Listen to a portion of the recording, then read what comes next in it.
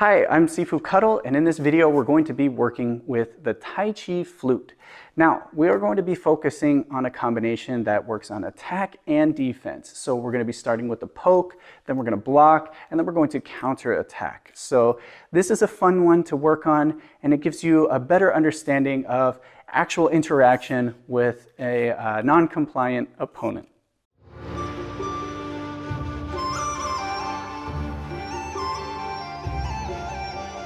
This technique is a very practical and simple technique if you think about it. We're going to be initiating the first attack. Our opponent is going to follow up with a counter, which we will counter with our own block and then further attack. Now beyond that, this has a lot to do with weight distribution. We're shifting forward, shifting back, and then even taking a step forward. So while you work on this, after you understand the basic attack and defense of it, try to focus on your weight distribution because this will give you a great perspective of how you're going to have to really press and shift off of the feet at full speed.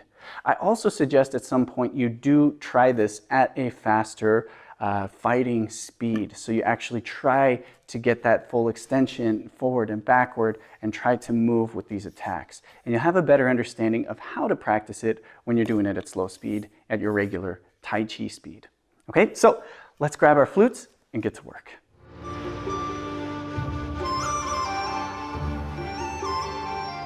We're going to be starting this technique with our left foot forward in a bow stance, right hand holding the fan.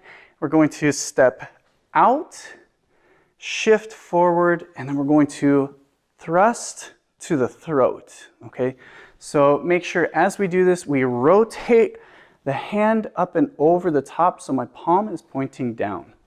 All right, so if I want to start maybe in a balanced position with my hand out, I step out, block, and extend. Now, my opponent is going to block this. They're going to knock this out of the way and then they're going to counterattack. Whether they're blocking up or to the side, they're going to try to strike towards the body. So from here, I'm going to bring the flute back and down. Notice the tip goes all the way around and it blocks from shoulder to shoulder or in front of my opposite hip. Okay, so again from here, I step out, I shift forward and block. Now, not only do I want to rely on this blocking maneuver here with the flute, but I also want to shift back again.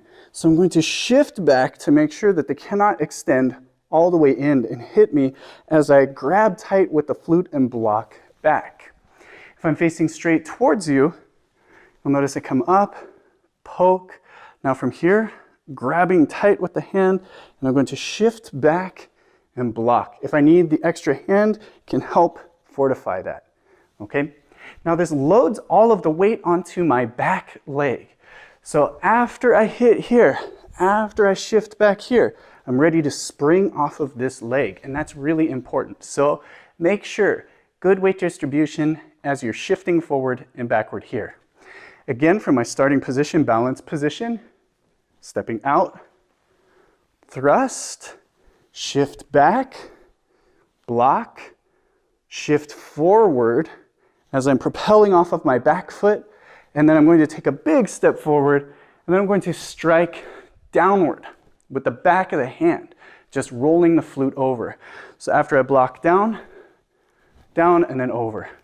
Okay, nice flip. Okay, now if I'm facing this way, okay, I step out, shift forward, thrust, shift back, block, shifting forward, big step, and then I'm going to roll over and strike to the head, keeping my hand up and ready to protect myself as I take that step forward. Okay, again, maybe at this angle. From here, I step out, shift forward and poke. Shift back, block. Shift all the way forward. Downward strike. Okay. One last time, going towards this corner. From here, step out, poke. Shift back, block. Shift forward, strike. Now, of course, You may not have all that time to do the extra foot pivoting, so a good understanding of this would be reaching, blocking, and then big step forward and striking. The big step is a commitment. Shifting forward, backward, that's normal movement. Once I see this opportunity though, once I've cleared the path, I want to move in and make sure my opponent doesn't have a chance to just simply shift back and get out of the way.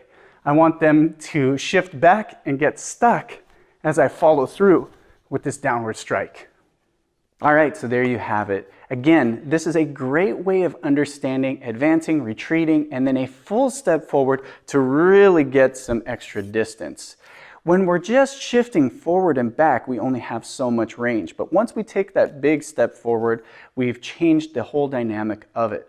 Now, after that step forward, you have a different forward foot, which changes the techniques that you can use. So one of the other ways that you can train this technique is to switch your feet and see how you can do this, how it can be completed when you have the opposite foot forward.